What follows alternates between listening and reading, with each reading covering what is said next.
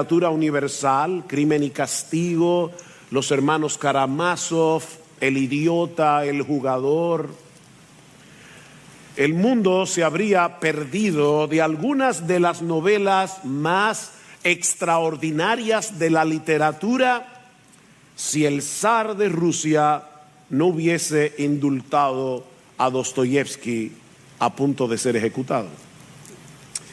Bueno, mis hermanos, el mundo habría perdido mucho más si Lucas no hubiera incluido en su evangelio este relato de la inesperada conversión de uno de los ladrones que estaba crucificado al lado de Jesús, y el perdón absoluto que recibió en ese momento de todos sus pecados. No fue un mero indulto lo que este hombre recibió, fue el don de la vida eterna, fue el perdón absoluto de todos sus pecados.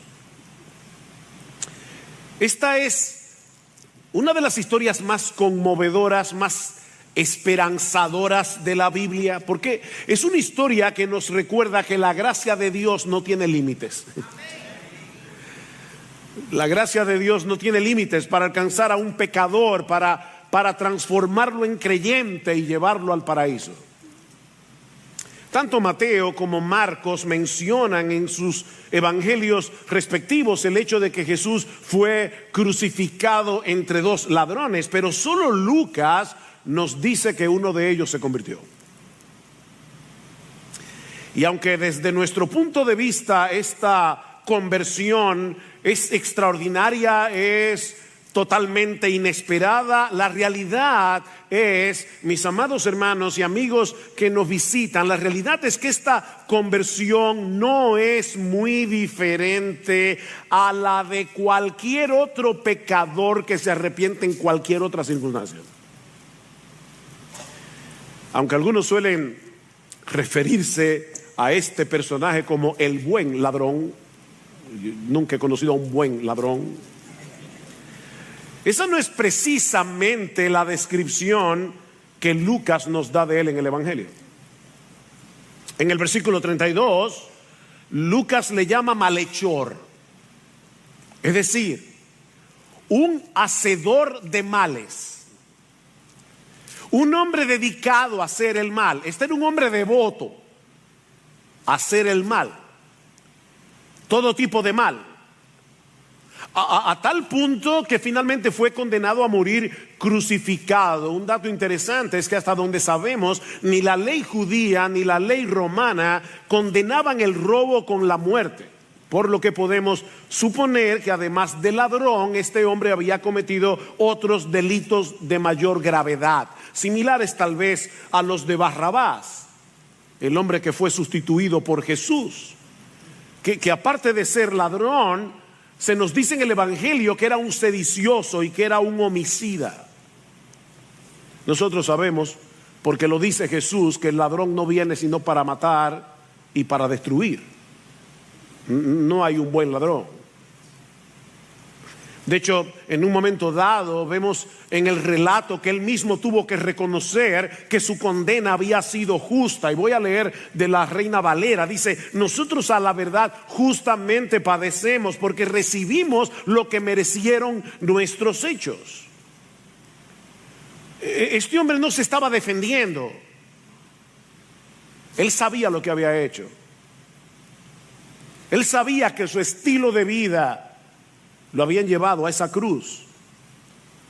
Por otra parte, también sabemos de él que había sido un blasfemo endurecido, sin afecto natural. En el texto que leímos al principio de este servicio, en Mateo capítulo 27, versículo 44, se nos dice que al principio de la crucifixión los dos ladrones estaban insultando a Jesús, igual que todo el mundo. Ninguno de los dos ladrones era mejor que el otro. Tal vez habían oído hablar de los milagros que Jesús había hecho durante su ministerio. Incluso hasta es posible que hubieran presenciado alguno. Tal vez algunos de ellos lo habían escuchado predicar el evangelio en alguna ocasión, pero el odio de estos hombres por todo lo bueno, su falta de temor a Dios, los movió a burlarse de Cristo y a blasfemar contra Él sin misericordia. Los dos ladrones. Los dos tenían un corazón tan endurecido que eran incapaces de empatizar con Jesús, a pesar de encontrarse en la misma circunstancia. Así que, insisto, mis hermanos, este no era un buen ladrón. Y es importante que recordemos eso por lo que sigue en el resto de la historia. Al igual que el otro, era un criminal impenitente, era un blasfemo que había vivido toda su vida a espaldas de Dios, despreciando por completo su ley moral. Este hombre era un peligro público para la sociedad.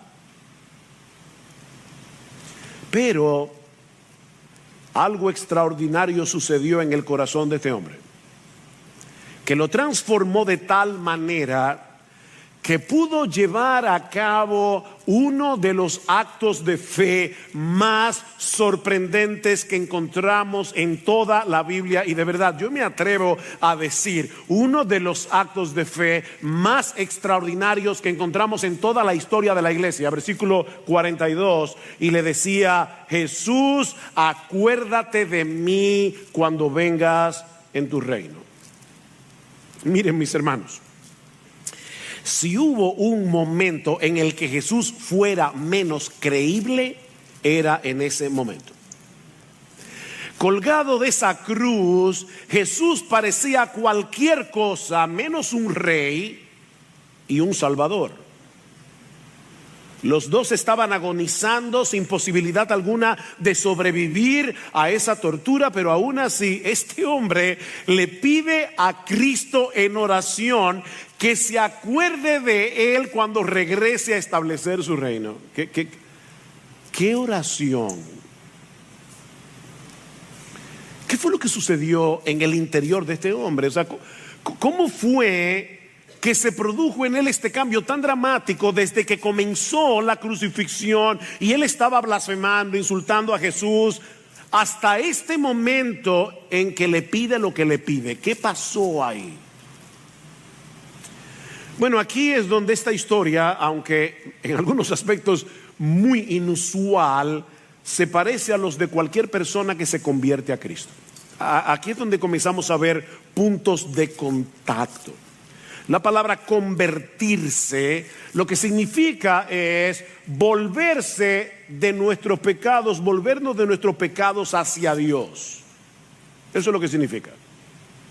Y cada vez que un pecador se convierte, eso ocurre por el poder del Espíritu Santo obrando en nuestra mente y en nuestro corazón por medio de la verdad de la palabra de Dios. Cada vez que Dios transforma a un incrédulo en creyente, es por medio de su verdad, obrando en la mente y en el corazón por el poder del Espíritu Santo.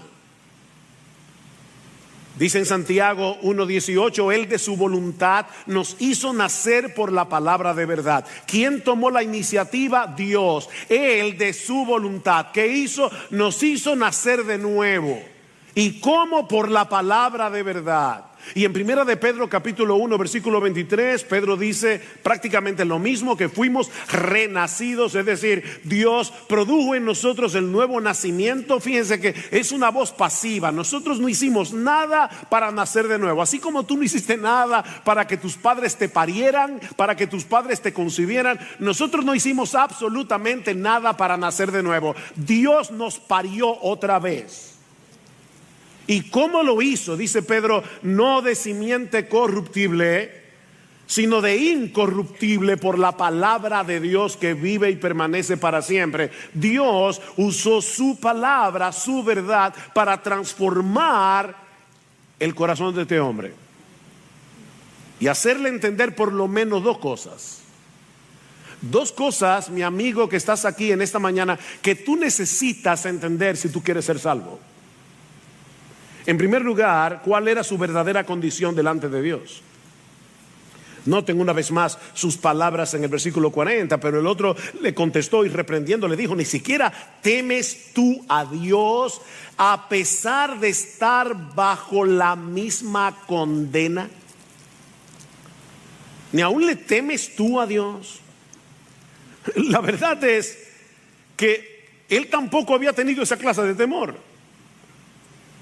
Pero Dios hizo una obra, sus ojos han sido abiertos, su conciencia ha sido despertada a la realidad de la justicia de Dios y del juicio venidero. ¿Cómo es posible que sigas insultando a Jesús?, le dice este hombre al otro. Él está muriendo en total inocencia, pero tú y yo somos culpables, tú y yo merecemos estar en esta cruz, tú y yo merecemos la ira justa de Dios. De repente este hombre comprendió el enorme peligro en el que estaba. Es por eso que noten que su oración no tiene absolutamente nada que ver con el presente. Él no le pidió al Señor como el otro: sálvate a ti mismo y a nosotros. Ni siquiera le pidió: Señor Jesús, por favor, alivia este martirio, que acabe rápido. No, él estaba mirando más allá, él estaba mirando al otro lado de la muerte, y por ello le pide a Jesús que se acuerde de él cuando venga a implantar su reino. Mi amigo, nadie puede ser salvo hasta que se vea a sí mismo como un pecador condenado. Dice Jesús: los sanos no tienen necesidad de médicos, son los enfermos. Nadie hace una cita médica para decirle al doctor en la consulta: doctor, yo vine solamente para decirle que me siento súper bien. No, los sanos no tienen necesidad de médico, son los enfermos. Y déjame decirte algo, mi amigo, tú no tienes que haber cometido los mismos delitos de este hombre para estar en esa misma condición. Dice en Romanos capítulo 3, versículo 10 al 12, que en este mundo no hay ni uno solo que sea justo, ni uno solo que haga lo bueno, ni uno solo que busque a Dios. No hay una sola persona en el mundo entero, según el criterio de Dios, que haga lo bueno, que sea justo, ni uno solo. Todos nosotros pecamos continuamente contra los dos mandamientos más importantes. ¿Cuáles son los dos mandamientos más importantes de la ley? Amarás al Señor tu Dios con todo tu corazón, con toda tu alma, con todas tus fuerzas, con toda tu mente, y al prójimo como a ti mismo. Nosotros no hacemos eso ni por un microsegundo de nuestra existencia. Tú y yo, mi amigo, vivimos violando la ley de Dios cada segundo, cada microsegundo de nuestra existencia. Mi amigo, cada vez que tú y yo respiramos, pecamos, porque no vivimos para la gloria de Dios, sino para nosotros mismos. Pero Dios no solo le abrió los ojos para que viera la magnitud de su pecado, sino también para que en medio del dolor y la agonía de la cruz, este hombre fuera capaz de ver la gloria y la majestad del que estaba crucificado al lado suyo. En el versículo 41 dice: este no ha hecho ningún mal. Este no ha hecho ningún mal. El Espíritu de Dios le reveló la absoluta inocencia de Cristo. Él no era un blasfemo como los sacerdotes y los gobernantes decían. Ese crucificado era el Rey de Israel, era el Salvador de los pecadores. Jesús, acuérdate de mí cuando vengas en tu reino. Ven, hermanos, no hay ninguna duda allí. Ningún asomo de duda. Esta oración no es un por si acaso. Bueno, yo no sé, Señor, pero si eso es verdad. Yo sé que yo he hecho esta historia antes, pero me acuerdo la primera vez que yo escuché el Evangelio fue una oración de por si acaso. Yo le dije a Dios: mira, Dios, honestamente yo no sé si tú existes. Yo no sé si lo que estos evangélicos dicen es verdad. De hecho, yo ni siquiera sé que si tú me estás oyendo, tal vez estoy aquí como un tonto hablándole a nadie, pero por si acaso, si tú estás ahí, por favor, yo te quiero conocer. Ese es el tipo de oración por si acaso. No, esta no es una oración por si acaso. Señor, acepto que eres un rey. Tengo la plena certeza de que posees un reino, de que lo vas a establecer algún día en la tierra. Y cuando eso suceda, acuérdate de mí. ¿Qué oración? A pesar de los delitos que había cometido, aunque al principio de la crucifixión estaba insultando a Jesús igual que todos los demás, este hombre creyó que sería aceptado en ese reino si se lo pedía a Jesús. Este ladrón moribundo no tuvo mucha oportunidad de manifestar los frutos de su conversión, pero en el corto tiempo que dispuso, evidenció que tenía una fe vigorosa y fuerte. Déjame hacer una pregunta. Pensemos por un momento en dos nadadores. El primero ha podido permanecer a flote durante 20 minutos en medio de un mar embravecido, en medio de un mar en tempestad. El otro nadador ha podido permanecer a flote por 3 horas nadando en su piscina. ¿Cuál de los dos es un nadador más vigoroso?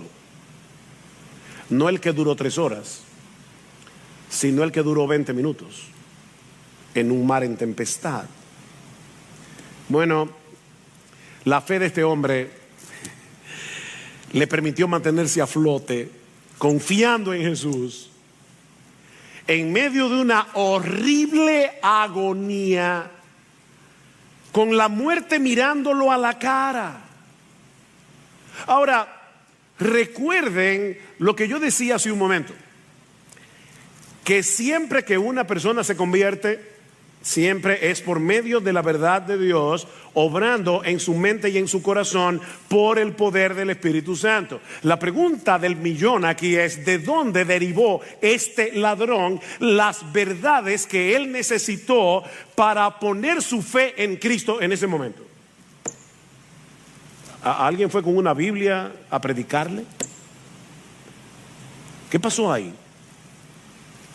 Bueno, si nos ceñimos al relato bíblico, veremos que el Espíritu Santo abrió su entendimiento por medio de las cosas que este hombre vio y escuchó en aquel día, comenzando con el testimonio del mismo Cristo. El Señor había sido burlado, masacrado a golpes durante casi toda la noche. Lo habían coronado de espinas y, como leímos al principio de este servicio, le golpearon después con una caña para que las espinas se le clavaran en la sien con más profundidad. Cuando Cristo llegó a la cruz era una masa de sangre. Y aún después de haberle crucificado, lo seguían maltratando, lo seguían insultando. Y no olviden que el ladrón estaba ahí. Y podemos suponer que este malhechor estaba contemplando atentamente la reacción de Jesús ante toda esa avalancha de odio, ante toda esa avalancha de crueldad, de desprecio que se había volcado contra él. Noten el versículo 28. Dice en el 27 que le seguía una gran multitud del pueblo y de mujeres que lloraban y se lamentaban por él. Pero Jesús, volviéndose a ellas, dijo: hijas de Jerusalén. Y tiene que haber sido en voz alta. Probablemente el ladrón lo escuchó: no lloréis por mí, llorad más bien por vosotras mismas y por vuestros hijos. En ese momento de agonía, Jesús estaba preocupado por el futuro de su nación. Si en el árbol verde, dice él, hacen estas cosas, ¿qué no harán en el seco? Y luego en el versículo 33 dice: y cuando llegaron al lugar llamado la Calavera, crucificaron allí a Jesús y a los malhechores, uno a la derecha y otro a la izquierda. Y Jesús decía, y el verbo allí implica algo repetitivo. Jesús decía y decía y decía: Padre, perdónalos, Padre, perdónalos, porque no saben lo que hacen. Y el ladrón estaba oyendo.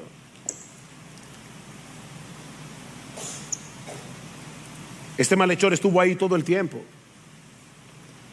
contemplando la majestad de Jesús, envuelta en una singular y maravillosa mansedumbre, preocupado por su pueblo y orando por todos los que habían arremetido contra él.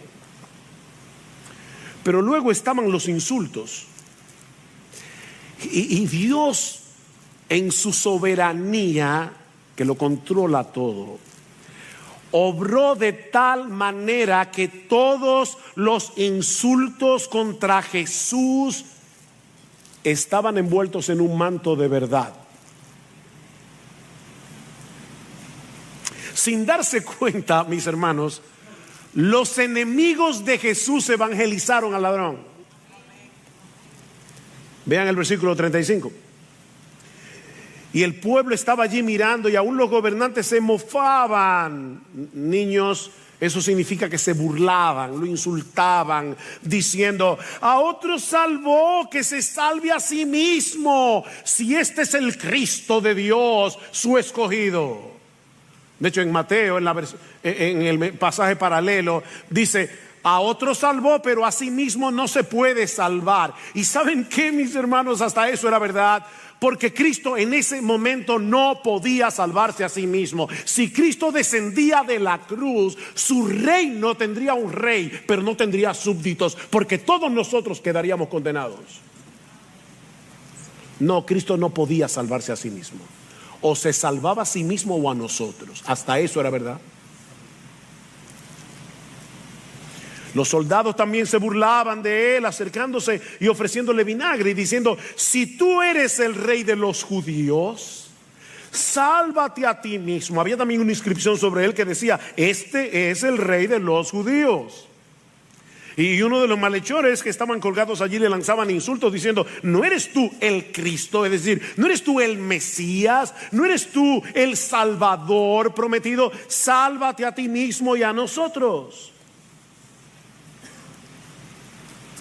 ¿Se dan cuenta, mis hermanos, cómo Dios usó todas estas palabras dichas con rencor y en un tono irónico y burlón para impactar la conciencia de este hombre y convencerlo de que Cristo era todo eso: el Hijo de Dios, el Cristo, el Salvador y el Rey de Israel? Por eso fue capaz de hacer una oración tan insólita: Jesús, acuérdate de mí cuando vengas en tu reino. Acuérdate de mí. Este hombre tenía que saber que ningún ser humano sobrevive a una crucifixión, y más en el estado en que se encontraba Jesús. ¿Cómo podía creer que de verdad Jesús iba a implantar un reino en la tierra? Bueno, la única respuesta posible es que este hombre creyera que Jesús tenía poder sobre la muerte. Nosotros sabemos por los evangelios que la noticia de que Jesús había resucitado a Lázaro se había propagado por toda Jerusalén.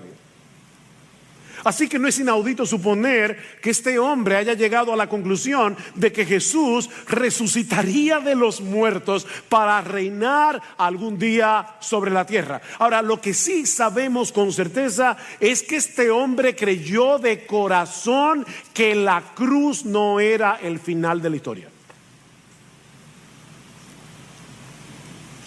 Este hombre creyó que la cruz era el camino al trono. De verdad, hermanos, yo les pido al Señor que nos ayude a ponernos en esa escena, en ese momento. Esto es insólito. Este es el acto de fe más impresionante que alguna vez en toda la historia un ser humano haya hecho jamás. Esto es insólito. Acuérdate de mí cuando vengas en tu reino.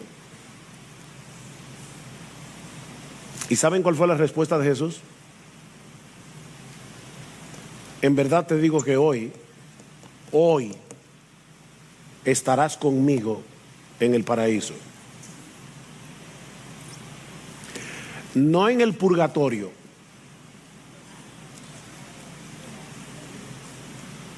No durmiendo en la tumba, como creen algunos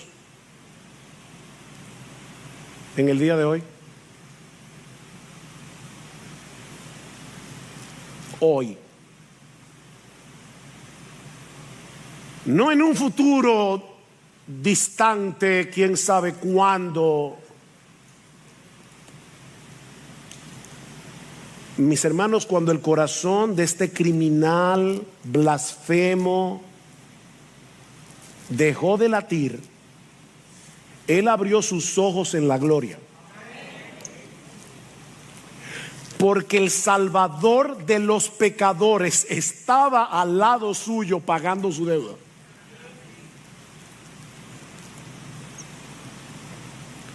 Mis hermanos, la cruz es el árbol de la vida que nos abre las puertas del paraíso.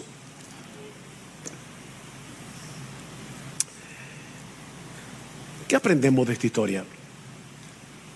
Les dice, es una historia muy conmovedora, muy impresionante, muy esperanzadora. Bueno, permítanme limitarme por lo menos a 4 enseñanzas que podemos derivar de esta historia. En primer lugar, que Jesús es un Salvador poderoso y dispuesto. Eso es obvio. Jesús es un Salvador poderoso y dispuesto. Si alguna vez hubo un hombre muriendo en desesperanza, era este ladrón crucificado. No solo había vivido la mayor parte de su vida haciendo lo malo, sino que él había decidido morir como había vivido. Esa había sido su decisión. Esa mañana, cuando este hombre se levantó para dirigirse hacia el lugar de su ejecución, él estaba determinado a morir siendo tan malo como había vivido. Lo menos que este hombre esperaba era estar ese día en el paraíso.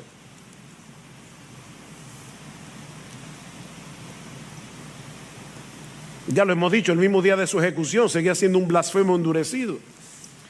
Era muy grande su maldad, era muy difícil su circunstancia, pero Cristo es un gran Salvador. Y aún agonizando en esa cruz, Él fue capaz de vencer cualquier obstáculo en el corazón de este hombre para que voluntariamente se entregara a Él.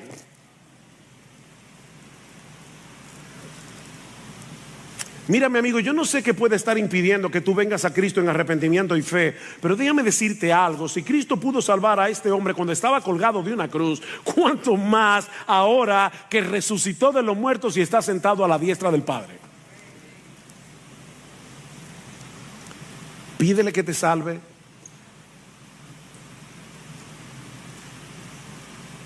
Esta fue una oración muy simple y fue respondida. Tú no tienes que tener un verbo impresionante para que Dios te atienda. Pídele que te salve, pídele que transforme tu corazón, pídele ahora, pídele, mi amigo, que tenga misericordia de ti, que perdone tus pecados. Porque no hay obstáculo en el mundo que pueda impedir la salvación de un pecador que venga a Cristo clamando por misericordia. Jesús es un gran Salvador y siempre está dispuesto a salvar. Tan pronto este hombre clamó, su petición fue respondida. Hoy estarás conmigo en el paraíso. ¿No esperó que sufriera un poco más por sus pecados? En el instante en que este hombre pidió misericordia y perdón le fueron otorgados. Y lo mismo hará contigo hoy si vienes a Cristo en arrepentimiento y fe. Pero aprendemos también de esta historia que la salvación es por gracia, definitivamente. Que la salvación es por gracia. Gracia es esa buena disposición de Dios para con los pecadores que lo mueve a concedernos gratuitamente, no solo el favor que no merecemos, sino un favor que es absolutamente contrario a lo que sí merecemos. Eso es gracia. Pablo dice en Efesios capítulo 2, versículos 8 al 9, texto muy conocido, que la salvación es por gracia, por medio de la fe, no por obras, para que nadie se gloríe. ¿Qué de bueno tenía este hombre que pudo haber movido a Cristo a atender su petición? Absolutamente nada. No lo tuvo antes de su conversión, ni tuvo tiempo para hacer nada después de convertirse. Este ladrón no tuvo tiempo de bautizarse. Yo no estoy diciendo que el bautismo no sea importante. Lo que estoy diciendo es que el bautismo no salva a nadie. Este ladrón no tuvo tiempo de bautizarse. Este ladrón nunca perteneció a una iglesia. Tampoco estoy diciendo que no sea importante pertenecer a una iglesia. Si tú te conviertes hoy y te mueres dentro de 15 minutos, no hay problema. Pero si te quedas vivo, hazte miembro de una iglesia local. Ahora, a este hombre no le dio tiempo.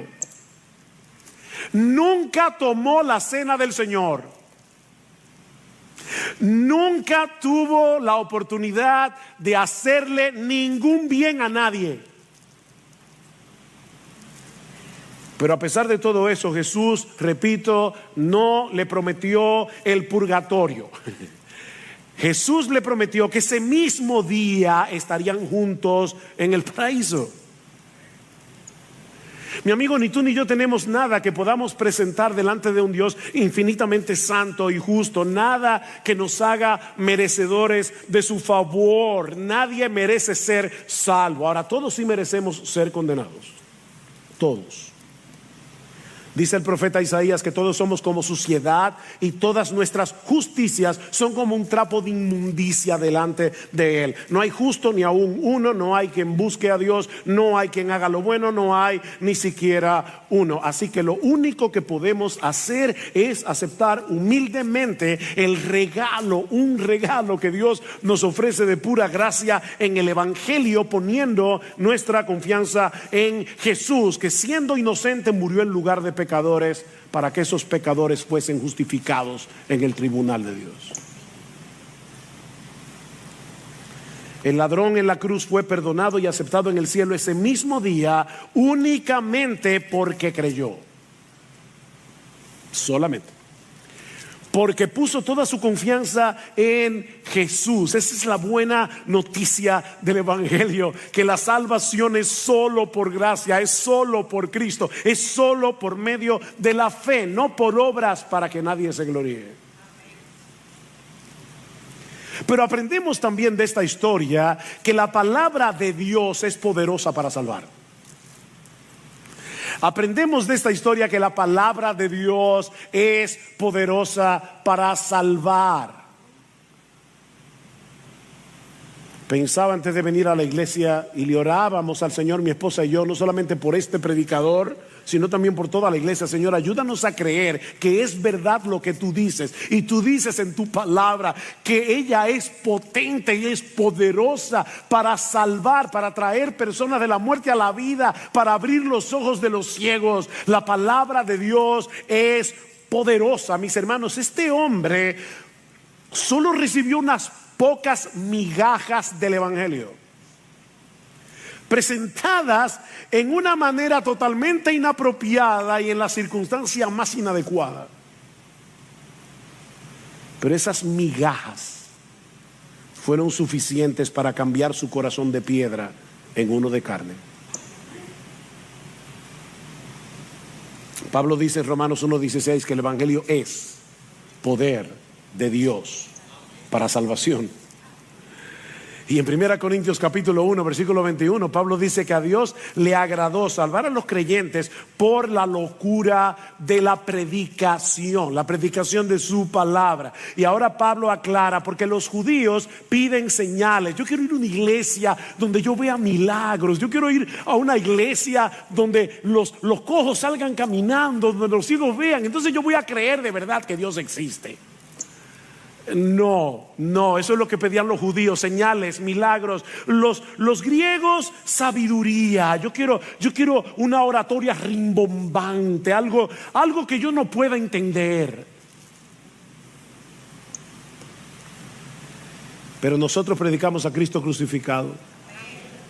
Para los judíos ciertamente tropezadero, para los gentiles una locura, mas para los llamados, así judíos como griegos, Cristo es poder de Dios y sabiduría de Dios. Mi hermano, sigue predicando el evangelio a tus familiares y a tus amigos, aunque ahora los rechacen, aunque ahora se burlen de ti. Porque el evangelio puede vencer al más obstinado de los hombres y transformarlos por completo en el asiento mismo de su personalidad. Y si quieres una prueba, mírate en el espejo. Lo hizo contigo si tú eres creyente, lo hizo conmigo, y puede hacerlo con ellos también.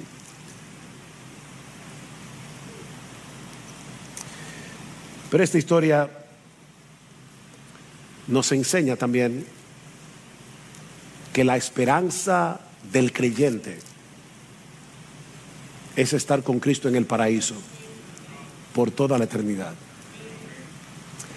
Esa es la esperanza, estar con Cristo en el paraíso. Yo me imagino que ese día de la crucifixión de Jesús, habían personas observando la escena a quien este ladrón le había robado. Y estaban allí diciendo: qué bueno, por fin se hizo justicia. La promesa del Señor tiene que haber sido escandalosa para esa gente. Hoy estarás conmigo en el paraíso.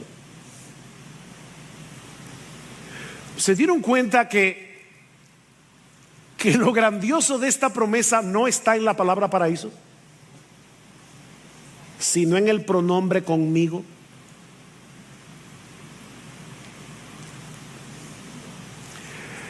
Que Jesús le ofrezca el paraíso a un criminal ya es bastante escandaloso. Pero que colgado de una cruz se atreva a decir que el paraíso es el paraíso porque Él va a estar ahí, es el colmo de los colmos. A menos que Él fuera quien Él decía ser. La segunda persona de la Trinidad que se hizo hombre para venir a salvarnos muriendo por nosotros en una cruz. Mis hermanos, la esperanza del cristiano no es el cielo. La esperanza del cristiano es Jesús, que está en el cielo. Por eso Pablo dice en Filipenses: nuestra esperanza está en los cielos. No es el cielo, está en los cielos. Partir y estar con Cristo, esa es nuestra esperanza. Partir y estar con Cristo. En ese mismo instante, veo allí a la familia de doña Normandia, que partió al Señor hace unos días. Ella no está dormida, su alma está en la gloria. El mismo día que murió. Pablo dice claramente en 2 Corintios capítulo 5 versículos 6 al 8, hay solo dos opciones: o yo estoy presente en el cuerpo y ausente del Señor, hablando de Cristo en su naturaleza humana, cuyo cuerpo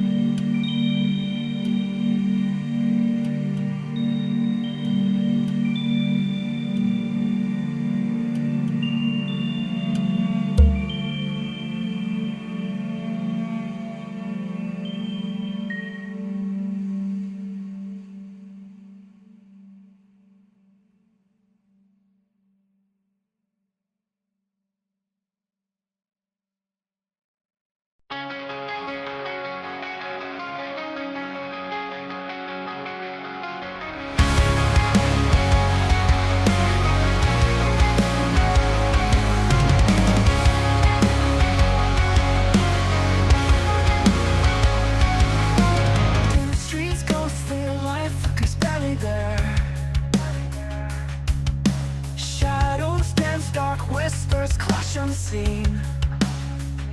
Broken dreams float in the electric air.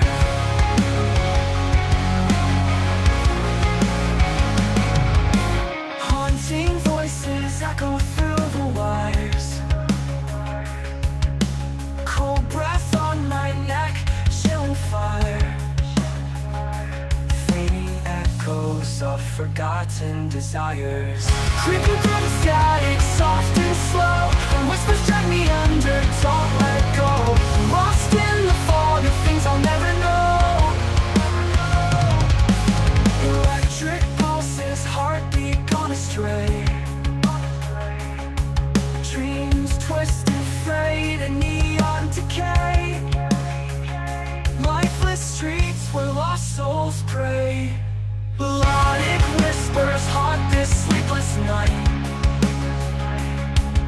Saints howling against the dying light. In this wasteland, hope takes flight. Creeping through the static, soft and slow. The whispers drag me under, don't let go. Lost in the fog of things I'll never know. Never know. Creeping through the static, soft and slow. The whispers drag me under, don't let go. Lost in the fog of things I'll never know. Never know. Creeping through the static, soft and slow. Her whispers drag me under, don't let go. Lost in the fog of things I'll never know. Things I'll never know. Things I'll never know. Be steady, a newfound stride. Hope takes flight, leaving shadows behind. In the city's pulse, a purpose